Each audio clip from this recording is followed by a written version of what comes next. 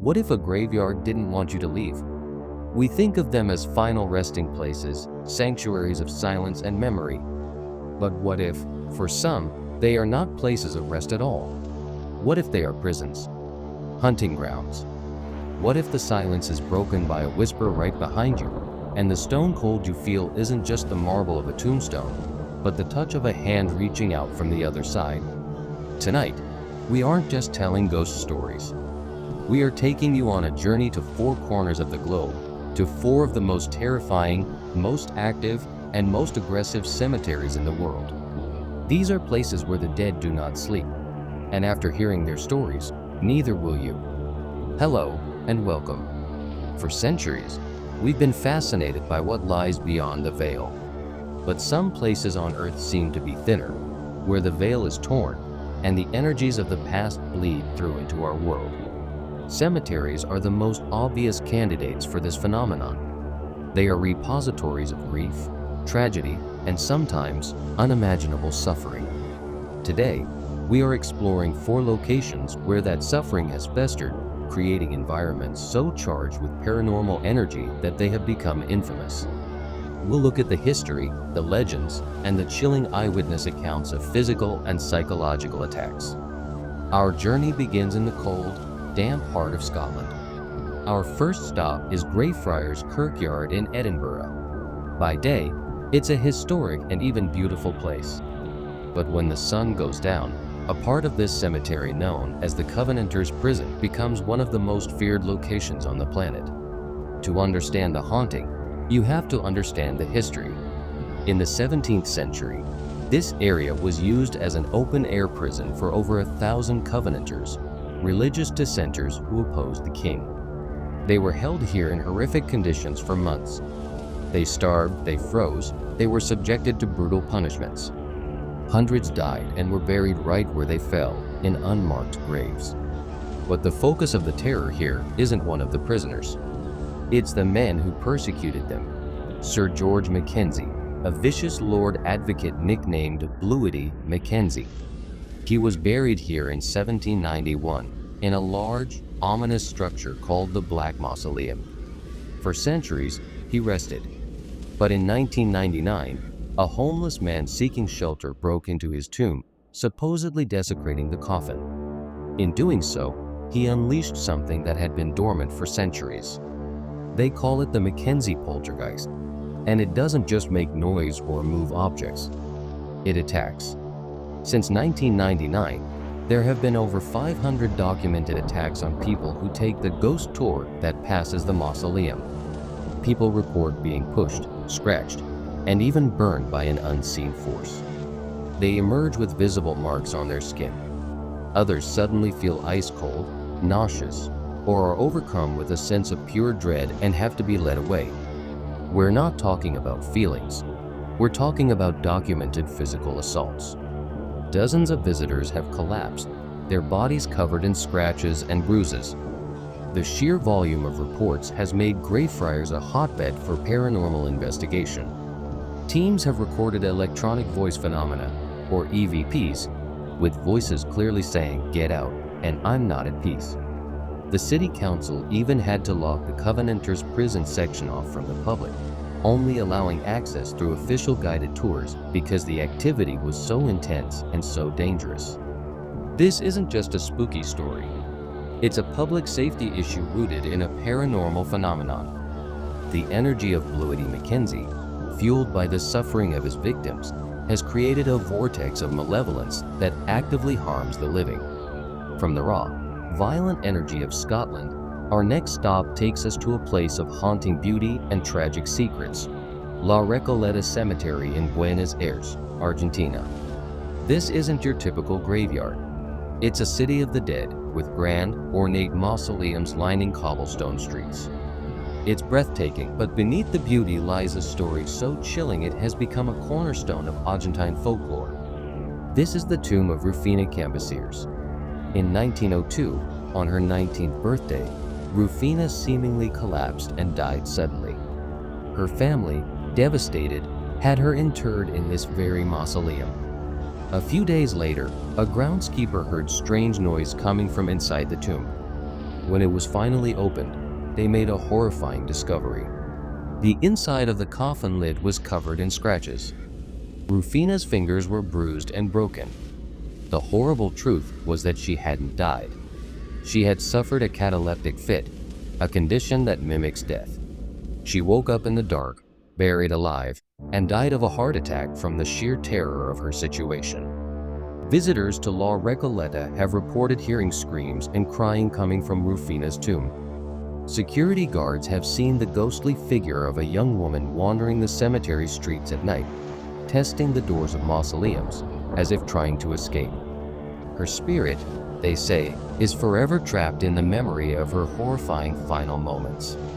But she's not alone. There's also the story of David Olano, a gravedigger who worked here for 30 years. He saved up all his money to buy a plot and commission a statue of himself. The day the statue was finished, he went home and took his own life, so he could be buried in his dream spot. To this day, people report hearing the jangling of his keys as his spirit continues to make his nightly rounds. These aren't aggressive attacks like in Greyfriars, but they are deeply personal real ghost encounters that prey on our most primal fears: being buried alive, being trapped, being eternally bound to a place of sorrow. Our third destination is a place where Victorian Gothic horror became a 20th century media frenzy. Welcome to Highgate Cemetery in London, England. Opened in 1839, its winding paths, overgrown nature, and crumbling angelic statues give it an unparalleled atmosphere of decay and dread. It's the final resting place of Karl Marx, but it's another, more sinister resident that put Highgate on the paranormal map. In the late 1960s and early 1970s, reports began to surface of a tall, dark figure with glowing red eyes seen lurking among the tombs. Animals were found dead, drained of blood. People reported feeling hypnotized, followed, and terrified by this spectral entity. The press dubbed it the Highgate Vampire. This sparked a massive panic. Two men, a self-proclaimed vampire hunter named Sean Manchester and a paranormal researcher named David Farrant, developed a public rivalry, each claiming they would be the one to hunt and destroy the creature. It culminated in a widely publicized mass vampire hunt on Friday the 13th, 1970, where hundreds of amateur slayers descended on the cemetery with stakes and crosses. Now, it's easy to dismiss this as mass hysteria. But what if the hysteria was just a reaction to something that was genuinely there? The initial reports, before the media storm, were consistent. A tall, dark, menacing presence that seemed to drain the life and warmth from its surroundings. People who have explored the cemetery at night, long after the vampire craze died down, still report seeing this figure. They speak of sudden temperature drops, feelings of being watched, and an overwhelming sense of malice emanating from a particular section of the cemetery. The Highgate entity is a different kind of attack. It's psychological. It plays on the folklore baked into our DNA. Whether it's a vampire, a powerful spirit, or a thought form created by collective fear, its presence is undeniable. Highgate is a prime example of how haunted cemeteries can become more than just a collection of ghosts. They can become the lair for a singular, terrifying legend that takes on a life of its own. For our final stop, we travel to a city where death is a part of life, a place of music, magic, and spirits, New Orleans.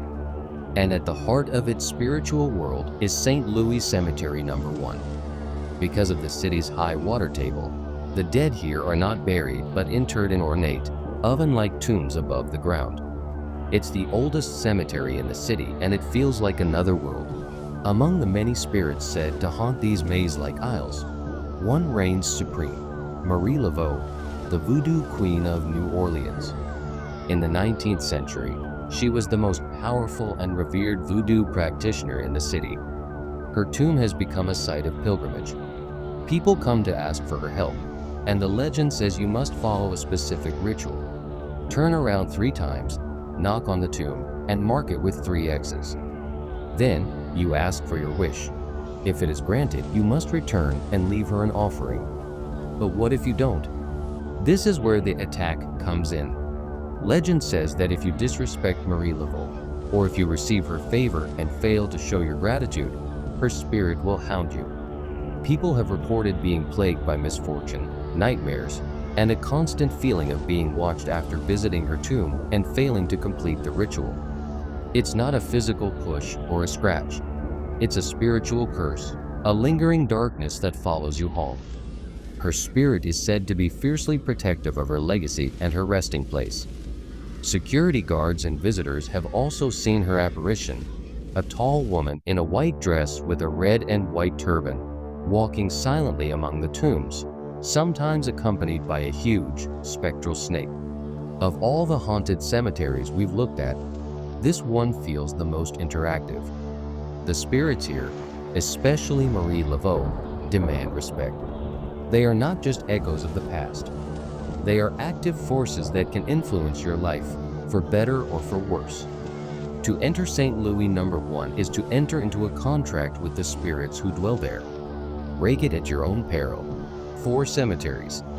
4 completely different kinds of fear.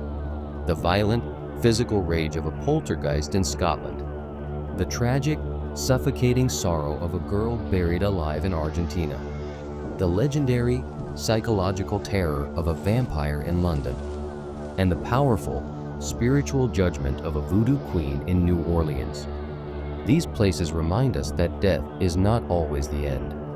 For some, it is a transformation into something else, something that can still feel, still remember, and still reach out and touch our world. Are these places just stone and memory, or are they gateways, permanently open, where the dead have more power than the living? That's a question you'll have to answer for yourself. Perhaps the next time you walk past a cemetery late at night. If you made it through this journey into the dark and want to explore more of the world's most haunted and mysterious locations, be sure to hit that like button. It lets us know you want more content like this. And don't forget to subscribe and turn on notifications so you never miss an investigation into the unknown. Until next time, stay curious and try to get some sleep.